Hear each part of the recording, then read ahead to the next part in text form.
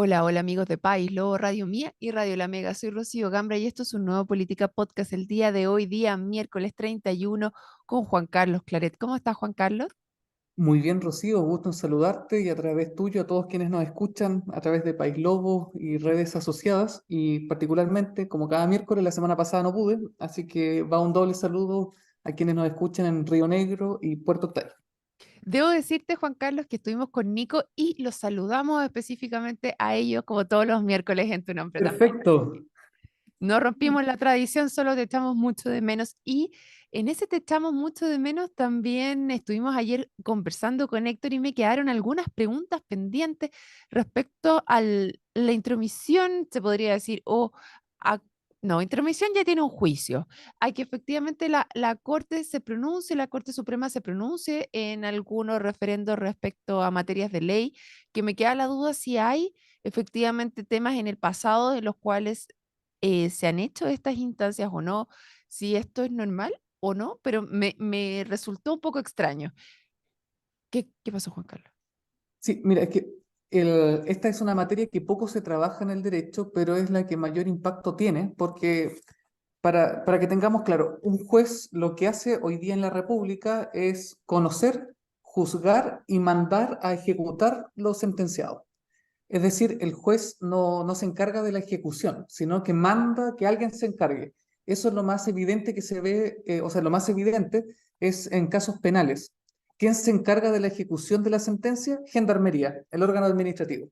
Entonces, de hecho, por eso poder ejecutivo, digamos. Entonces, lo lógico es que sean los jueces los que manden a ejecutar y sean otros organismos los que se encarguen de la ejecución. El problema está que nosotros acá en Chile no tenemos tribunales de ejecución. Tenemos solamente en materia laboral, tenemos los jueces de letras y también tenemos los jueces de cobranza laboral, que serían los tribunales que se encargan solamente de la ejecución. Un tribunal de cobranza no sentencia, no conoce una causa, sino que se encarga de hacer ejecutar lo que el juzgado de letras estableció. Déjame un poco toser que me está picando la garganta. Volví, ahora sí. Entonces, en materia civil, por ejemplo, ¿qué es lo que ocurre? Ya uno gana una indemnización y dentro del plazo de un año puede hacer valer esa sentencia ante el mismo tribunal para que sea el tribunal civil el que se encargue de la ejecución. Entonces, de hecho, hay una propuesta de cambio al Código de Procedimiento Civil donde no van a ser los jueces los que se encargan de la ejecución, sino que van a ser funcionarios administrativos del tribunal siempre en el tribunal, pero ya no de conocimiento de los jueces. En materia penal, como te comentaba, son los gendarmes los que se encargan de la ejecución y cuando Gendarmería tiene algún problema con algún condenado, ahí entra nuevamente el juez de garantía, actuando como un juez de ejecución. Entonces, ¿qué es lo que uno suele solicitar a un juez de ejecución? Su señoría, por favor, necesito embargar estos bienes porque la otra parte no me ha pagado y necesito rematar estos bienes para pagarme la indemnización. Necesito conocer cuáles son las cuentas bancarias de estas personas. Entonces, todo lo que tiene que ver con el pago de la sentencia, por ejemplo, es lo que se encarga un tribunal de ejecución, que como no tenemos tribunales aparte, suelen confundirse con el mismo juez. Entonces, esto, de hecho, uno escucha regularmente el concepto costas, que son los costos procesales o personales. ¿Cómo se tasan las costas? Se le pide al juez, puede tasar las costas personales, puede tasar las costas procesales para saber cuánto hay que incorporar en la indemnización, si es que una persona fue condenada por eso. Entonces, toda esta introducción es para explicar de que no es extraño que la Corte Suprema, frente a un fallo que ella misma dictó, esté entonces ahora preocupada de cómo se ejecuta su sentencia. No es extraño. Lo que sí es extraño es que dada la naturaleza, o sea, el fallo en sí mismo es extraño, por varias razones, podemos conversarlo, pero lo que sí ha sido extraño ha sido incluso la necesidad de legislar sobre una materia, sobre personas que son una empresa privada, no una empresa, no una persona jurídica de derecho público, para que el Congreso conozca leyes cortas o proyectos alternativos de reforma constitucional como para tratar de salvar a las ISAPRES. Eso demuestra que el poder en la realidad de las ISAPRES es más grande, digamos, de lo que pensamos. El poder en realidad de las ISAPRES es más grande de lo que pensamos. Eso, de lo que entiendo, eso va porque se está legislando. extra para poder dar cumplimiento a este fallo, porque por el Exacto. otro lado también se estaba viendo que fuese importante, que no había una legislación pendiente, o sea que por varios lados están diciendo que el problema era de los reguladores, de los legisladores, que no se habían hecho cargo de los vacíos que habían de legislación. Entonces, ¿tú ahí lo atañes a las ISAPRES más que este vacío de legislación, Juan Carlos? Sí, porque, a ver, hay dos cosas ahí. Ángela Vivanco, que es la vocera de la Corte Suprema, que no le tengo mucho aprecio, pero hay elementos en los que tiene mucha razón. El, a ver, cuando una persona acude a la Corte Suprema por un recurso de protección, que fue la naturaleza de la sentencia, digamos, el, en ese caso nosotros estamos en presencia de una sentencia que ejerce efecto solamente para los que son parte del caso. La ley es general, aplica para todos, pero la sentencia produce efectos solamente para aquellos que han solicitado la intervención del juez. En este caso, el efecto relativo de las sentencias no existe, porque a partir de casos particulares, la Corte Suprema lo que ha hecho es extralimitarse en sus atribuciones para decir, este efecto la tabla de factores va a tener que reducirse para todos, no solo para aquellos que intervinieron en el caso. Eso ya es anormal. Consultada por eso, Ángela Vivanco, ¿qué es lo que respondió? Dijo, bueno, es que es tanto el volumen de recursos de protección por ISAPRES que algo teníamos que hacer. Entonces, nuevamente, la realidad es superior, digamos, incluso a lo que mandata la ley. Y por otra parte, hicieron más de lo que se les solicitó. Digamos, causales para romper la sentencia definitiva o incluso para acusar a los jueces es lo que se conoce como prevaricación. Es decir, un funcionamiento anormal. Y lo curioso de este caso es que los jueces, que solamente deben resolver respecto a las solicitudes que se han puesto en su conocimiento, por eso es tan importante la demanda, porque lo más sensible de la demanda no es el fundamento de hecho ni de derecho, sino las peticiones concretas que van al final. Y cuando un tribunal, particularmente la Corte Suprema, otorga más de lo que las partes han también jurídicamente frente a un problema. Entonces, ¿qué es lo que ocurre? Entonces, ese fallo de la Corte Suprema es bastante anormal, pero de hecho, cuando precisan cuáles son los vacíos legislativos, que falta regulación en esto y cosas por el estilo, si yo fuera presidente, no lo tomaría en consideración porque la Corte hace eso ordenando, digamos, legislar sobre la materia, que hay que indemnizar, que cambiar la tabla de factores, en virtud de una solicitud que ni siquiera fue sometida a su conocimiento. Entonces, es ahí donde la Corte Suprema salió con su chancho al hombro y los legisladores y el Ejecutivo le han dicho amén a un fallo que por lo menos merece una revisión o una segunda lectura para saber qué es lo que en justicia corresponde hacerse cargo. No sé Ya, si me a he dado a ver, entender. más o menos, yo creo que este tema es súper complejo, lo había conversado antes con otro abogado también, pero yo creo que para todos es bastante complicado poder entender esto. O sea, aquí lo estamos viendo de la arista súper legal de cómo funciona la Corte Suprema. Y una de las cosas, a ver, yo lo veo generalmente desde como lo más político. Y en eso más político, de eso, perdón, se nos había metido un pitito en el micrófono.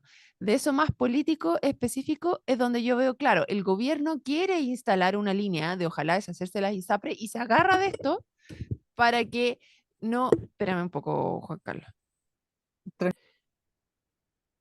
Ya, entonces como te decía, Juan Carlos, el problema que yo veo es que es un oportunismo de parte del gobierno agarrarse de este fallo para deshacerse de las ISAPRES finalmente, por un lado, y por otro lado, el Congreso, yo conversé con el senador Walker también, y él decía, nosotros presentamos esto después que sale el fallo, presentamos también una instancia, un proyecto de ley en diciembre, del cual recién como que ahora estaba tomando más conocimiento de la opinión pública y de hecho el gobierno también tenía una minuta que se filtró de hecho de ese Express en el cual se van en contra de demócratas en particular que son los que están llevando también este tema. Entonces, yo lo veo aquí como que no se justifica mucho el fallo, sino que se apoyan en esto para tratar de llevar adelante una agenda ideológica detrás. Y por otro lado, decían, bueno, y aquí te hago la pregunta como un ciudadano común. Si ya llegaste a la Corte Suprema,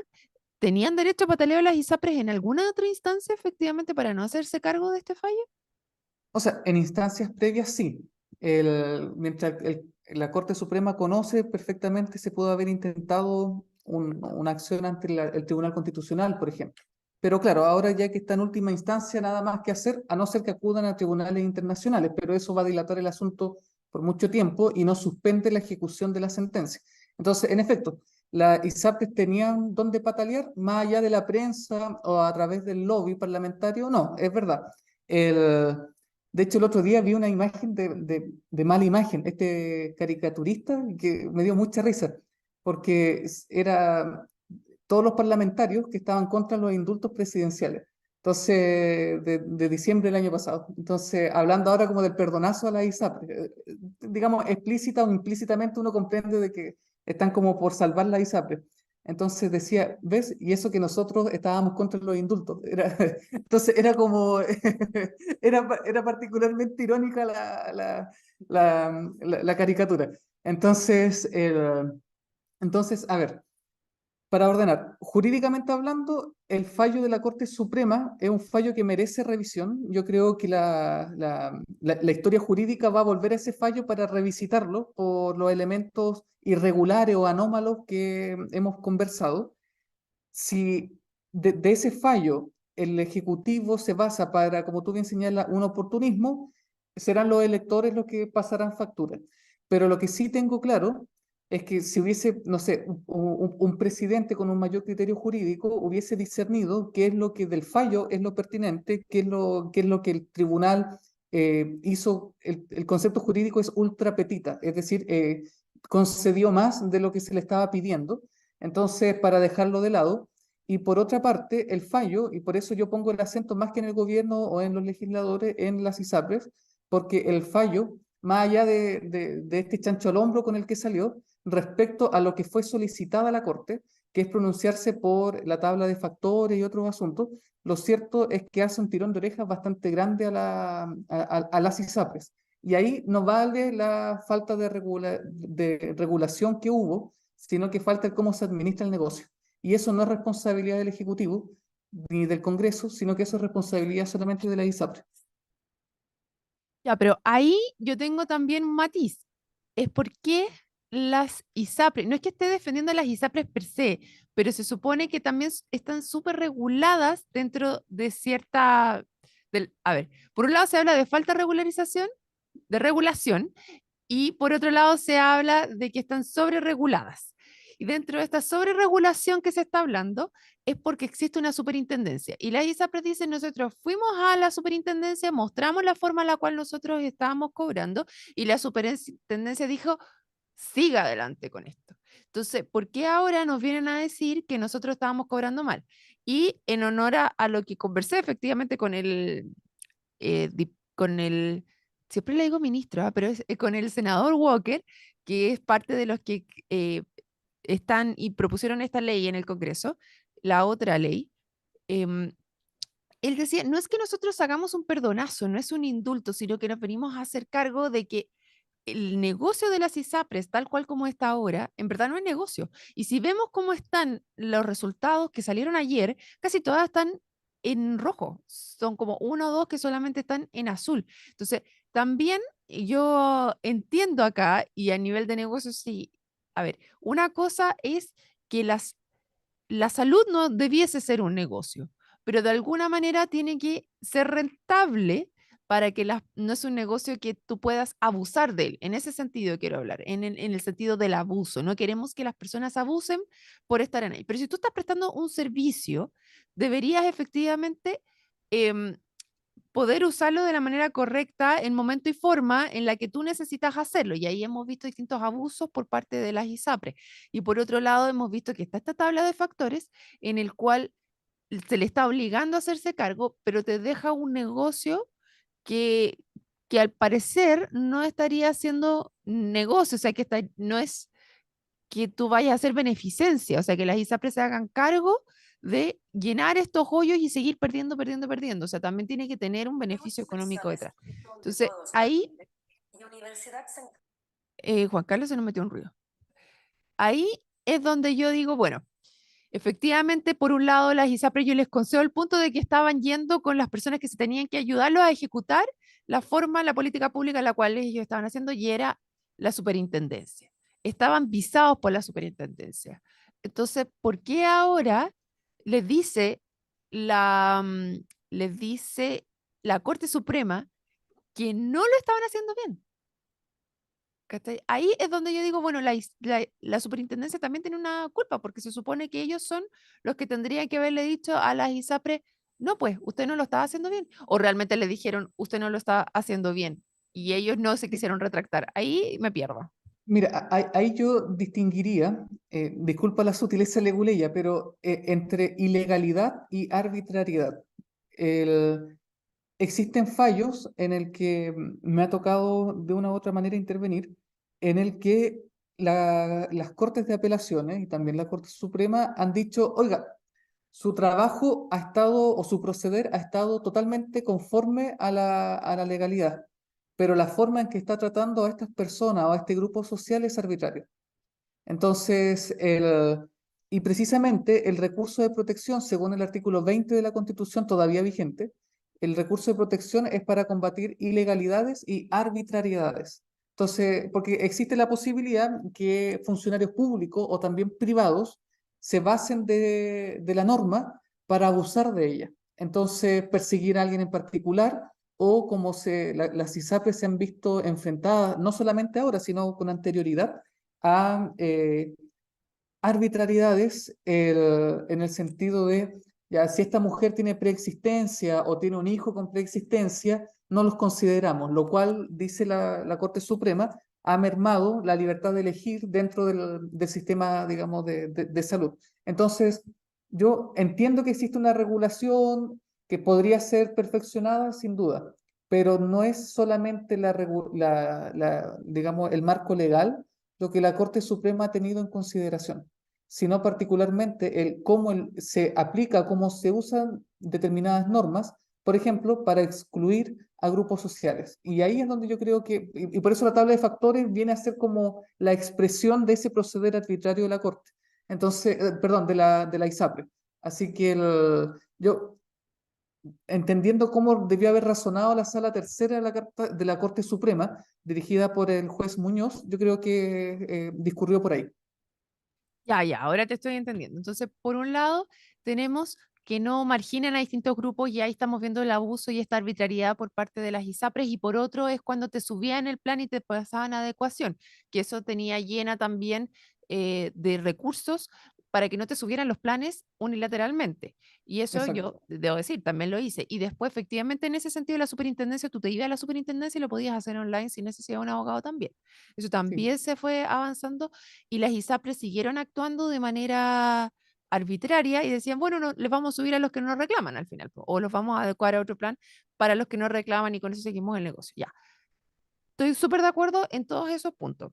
Ahora el tema está en si era mal negocio, cómo se estaba llevando, si efectivamente las ISAPRES tendrían que haber salido o haber quebrado como mucho, mucho antes, y no nos adecuamos como que dijimos que la cuestión siguiera adelante hasta que se rompió el saco al final y viene ahora con el fallo de la corte decir, oiga, ya, usted no puede seguir haciendo esto, tiene que, ¿qué pasó? No estoy, no, Es que, es dime, que, ¿me escuchas?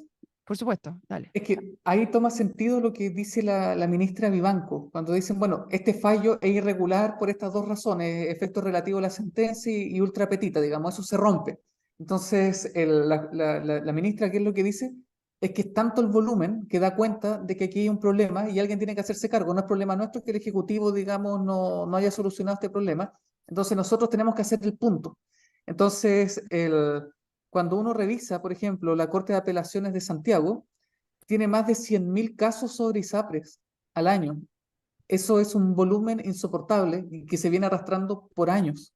Entonces, es ahí donde yo creo que la Corte se manda este supremazo solamente en virtud, digamos, de un principio de realidad de decir, esto hay que cortarlo, porque no podemos seguir trabajando así. Ese es como en el fondo, digamos, el tirón de oreja que está. Ya, claro, y ahí no solo se da las ISAPRES, sino también de que el Ejecutivo se ponga en conciencia y diga ya, aquí o manda un proyecto de ley para poder hacerse cargo, ya que el Congreso no lo ha mandado y esto está dándose vuelta y no logran avanzar finalmente.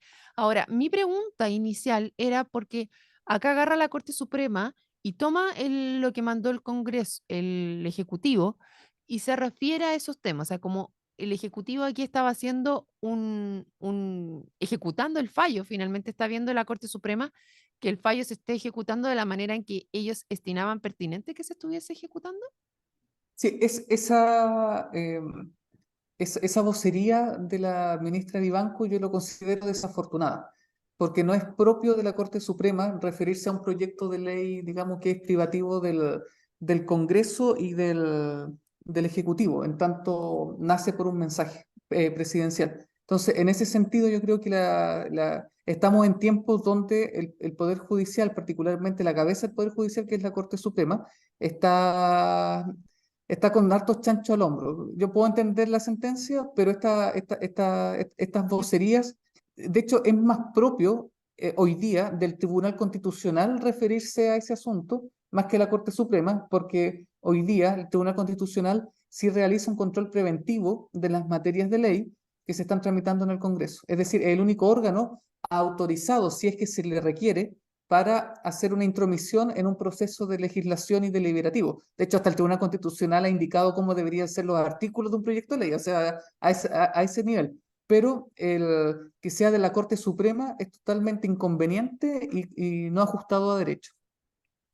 Entonces se marearon un poco los de la Corte Suprema, o sea, dijeron, Es que aquí la hicimos y vamos a seguir en esta. Ahora, yo entendí que no se refirieron también por lo mismo a lo que habían mandado los diputados, o sea, los senadores Walker y Rincón del otro proyecto. Dijeron, nosotros no nos vamos a referir a este legislativo porque no se refiere en ninguna instancia al fallo que nosotros hicimos. es que esa extralimitación así del problema se entiende ya del caso. Señalaba al comienzo, este es un caso complejo, digamos. No es un tema sencillo, ni es solamente el fallo, ni cómo se soluciona este entuerto. Entonces, en ese enredo, la Corte Suprema también está metida. No sé si por lobby, no sé si por algún afán, no lo sé. Pero de que no está actuando, digamos, como se esperaría y como mandata la ley, eso es así. Bueno, ojalá que aquí se pueda poner una línea y no se siga, nos sigamos metiendo en el barro, porque en cuál encuentro bien peligroso esta mixtura de parte de los distintos poderes, hasta dónde vamos a llegar, vamos a ser gobernados ahora por las Cortes Supremas, más allá de este caso, insisto, no es ir a defender a las ISAPRES, no es ir o sea, el gobierno yo creo que efectivamente se está agarrando de algo ideológico para seguir avanzando en cómo se presenta, dado las formas en las cuales lo está presentando. Sí había, creo yo, un vacío, pero me entra la duda, y aquí lo señalo como peligroso porque no lo logro entender muy bien, hasta dónde va a llegar la Corte Suprema o si ya lo hizo una vez, lo va a volver a hacer. Ahí es donde digo, wow, esto igual está interesante. Es un riesgo, y estoy de acuerdo contigo. Es así, digamos, es un riesgo que democráticamente debemos sopesar, porque la lógica de una república es que no sea el gobierno de las personas. Entonces, y es lo que estamos enfrentando, digamos. Se supone que debería ser el gobierno de las leyes establecen división de poderes, pero cuando vemos que los actores o los operarios de los distintos poderes del Estado no actúan dentro de la esfera de sus atribuciones, no es sano para ninguna democracia. Y eso es peligroso, estoy de acuerdo contigo. Tal vez, ya como la ISAPRE es un negocio impopular, uno podría decir, ya, perfecto, qué bueno que se está metiendo el dedo en la llaga. Pero también hay que pensar cuando la Corte Suprema haga esto en asuntos con los cuales uno sea partidario, digamos. Entonces ahí es donde es un riesgo, como tú bien señalas. Querido Juan Carlos, se nos acabó el tiempo. Oye, pasó Esperemos. rápido la hora. Pasó rápido. Yo tenía bastantes dudas. Yo creo que nuestros auditores también siguen teniendo bastantes dudas respecto a este tema de las ISAPRES.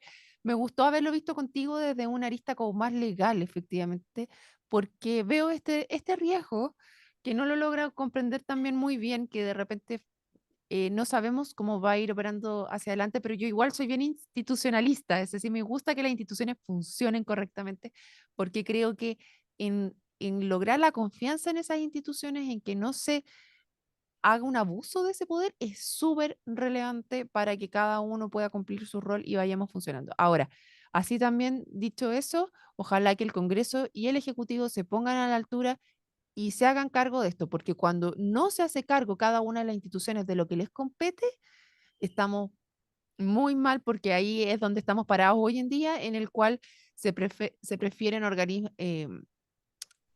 gobiernos mucho más autocráticos y dictatoriales para resolver los problemas que la democracia no puede resolver. Y yo creo que eso hay que cuidarlo y resguardarlo. Totalmente de acuerdo.